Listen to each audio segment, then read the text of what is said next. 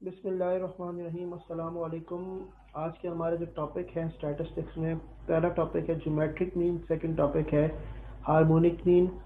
Geometric mean और harmonic mean दोनों के जो फॉर्मूले हैं वो अनग्रुप्ड और ग्रुप्ड दोनों डेटा में हम इनको निकाल सकते हैं। ज्योमेट्रिक मीन के भी दो फॉर्मूले होते हैं, हार्मोनिक मीन के भी दो फॉर्मूले होते हैं। ये वीडियो जो है ये बीकॉम के स्टूडेंट्स के लिए भी यूज़फुल है और एम इकोनॉमिक्स में जो स्टैटिस्टिक्स का पेपर है उनके लिए भी ये यूज़फुल है।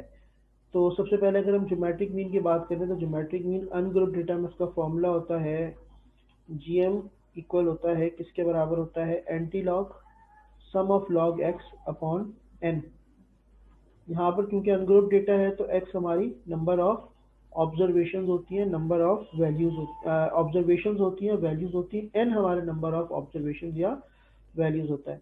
हमने अपनी ऑब्जर्वेशंस का लॉग लेना है, उसका सम लेना है और सम को फिर हमने नंबर ऑफ ऑब्जर्वेशन से डिवाइड कर देना है। तो हमें जो है उसके बाद फाइनल हमने एंटी लॉग लेना है तो हमें ज्योमेट्रिक मीन जो है वो मिल जाता है। इसी तरह इसको अगर हम ग्रुप्ड में देखें तो ग्रुप्ड डेटा में इसका फॉर्मूला हो जाता है, क्योंकि ग्रुप डेटा है तो फ्रीक्वेंसी आ जाती है और एन की को रिप्लेस कर देता है फ्रीक्वेंसी का सम। ये जीएम ग्रुप डेटा में आपके पास। अच्छा, एक चीज़ अगर हम अनग्रुप में डिस्कस कर लें कि ज्योमेट्रिक मीन जो है वो पॉसिबल नहीं होता उस डेटा का जिसमें ज़ीरो हो या नेगेटिव वैल्यू आ रही हो। तो ज्योमेट्रिक मीन उस डेटा का पॉसिबल नहीं होता जहाँ कोई नेगेटिव वैल्यू मौजूद हो या ज़ीरो, क्योंकि लॉग आप नहीं निकाल सकते नेगेटिव वैल्यूज़ का और ज़ीरो का। लेकिन ये सिर्फ अनग्रुप डेटा में ऐसा जो है वो होगा। तो पहले हम ज्योमेट्रिक मीन देख लेते हैं। ज्योमेट्रिक मीन का एक क्वेश्चन देख लेते हैं। हमारे पास एक्स गिवन है और एक्स हमारे पास जो है वो है 8 12, बल्कि ये वाला एक्स हम ले लेते हैं 2 4 6 8 10। ये हमारे पास जो है ऑब्जर्वेशंस आ रही हैं। हमने सबसे पहले क्या किया, हमने सबसे पहले लॉग लिया। साइंटिफिक कैलकुलेटर से आप लॉग निकाल सकते हैं। लॉग प्रेस करें और 2 प्रेस करें तो आपके पास ये आ जाएगा। लॉग प्रेस करें 4, लॉग 6, लॉग 8 और लॉग 10 और उसके बाद हमने इस कॉलम का सम ले लिया। ये कहलाएगा सम ऑफ लॉग एक्स। अब हम अगर अपने मेन फॉर्मूले की तरफ आए तो यहाँ पर हमने पहले फॉर्मूला दिया, लिखा एक दफ़ा। उसके बाद हमने जो हमारे पास लॉग एक्स का सम आया था उसको एक ब्रैकेट में ले लिया, divided by number of observation जो 5 है, डिवाइड करके हमारे पास आया 0.71682। उसका हमने एंटी लॉग ले लिया। एंटी लॉग लेने का तरीका ये साइंटिफिक कैलकुलेटर में कि शिफ्ट प्रेस करें, लॉग प्रेस करें और उसके बाद ये 0.71682 लिख दें। तो आप ये करेंगे तो आपका आंसर जो है वो ज्योमेट्रिक मीन का आ जाएगा। इसी डेटा का अगर हम अरिथमेटिक मीन निकालते हैं, एएम निकालते हैं, याद रखिएगा कि वो हमेशा जीएम से बड़ा होगा। अगर हम इसका एएम निकालते हैं तो वो हमेशा जीएम से बड़ा होगा। तो ये प्रॉपर्टी है कि am is greater than GM, और एक प्रॉपर्टी ये भी है कि am is greater than GM is greater than HM. Am सबसे बड़ा होगा, फिर जीएम होता है और फिर आपका हार्मोनिक मीन होता है। अब अगर हम इसको अप्लाई करें ग्रुप डेटा की तरफ, ये हमारा ग्रुप डेटा का फॉर्मूला था। क्लास इंटरवल और फ्रीक्वेंसीज हमारे पास मौजूद है। अगर क्लास इंटरवल नहीं होगी तो फिर वो हमें एफ और एक्स देगा।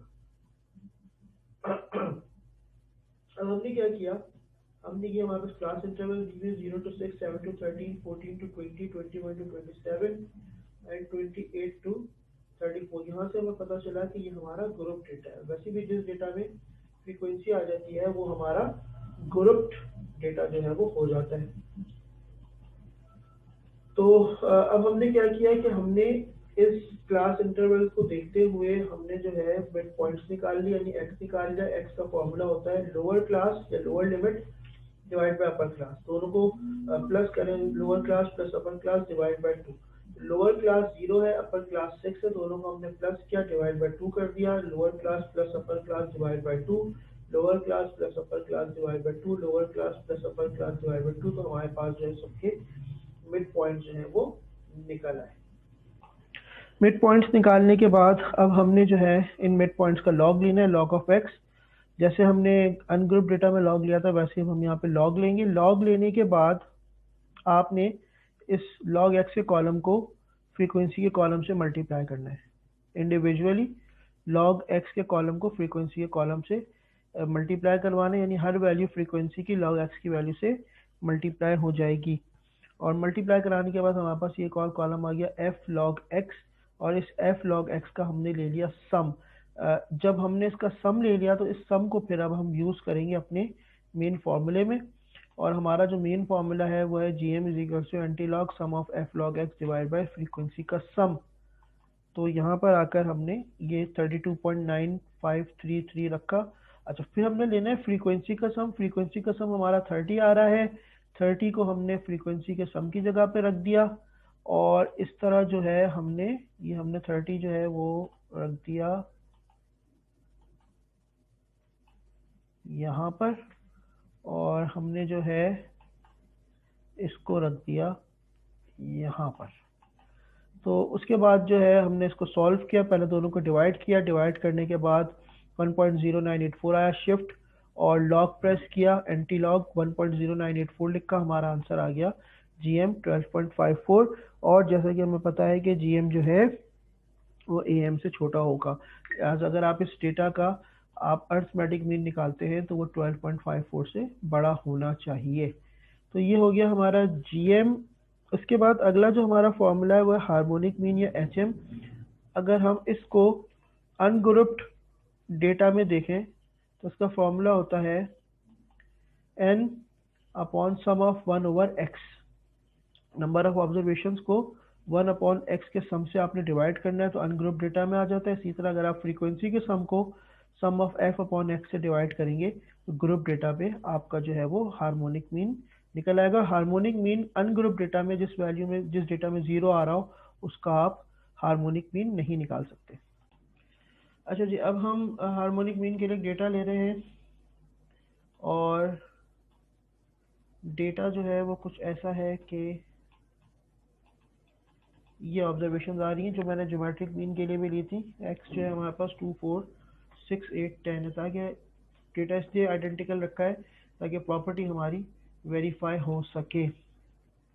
अब मैंने ये मेरी ऑब्जर्वेशन आ गई, 1/x मैंने निकालना है, यानी 1/2, 1/4, 1/6, 1/8, 1/10, और ये 1/x मेरे पास वैल्यूज आ गई। इनका मैंने सम ले लिया, सम आ गया 1.1416।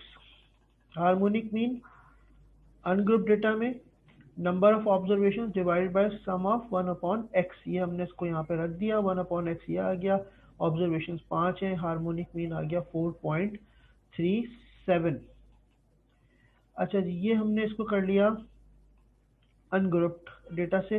इसी तरह अगर हम हार्मोनिक मीन ग्रुप डेटा का निकालें तो ग्रुप डेटा का भी हमने फॉर्मूला देखा था, फ्रीक्वेंसी का sum upon sum of f/x।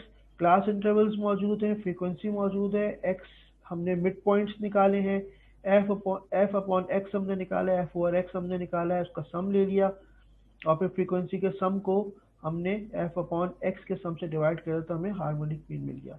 अच्छा, अब ये प्रॉपर्टी यहाँ पे भी वेरीफाई हो गई। हमने इस डेटा का जब GM निकाला तो 5.20 आया था, और जब हमने इसका HM निकाला तो 4.37 आया। जिस डेटा में 0 मौजूद हो उसका हार्मोनिक मीन पॉसिबल नहीं होता।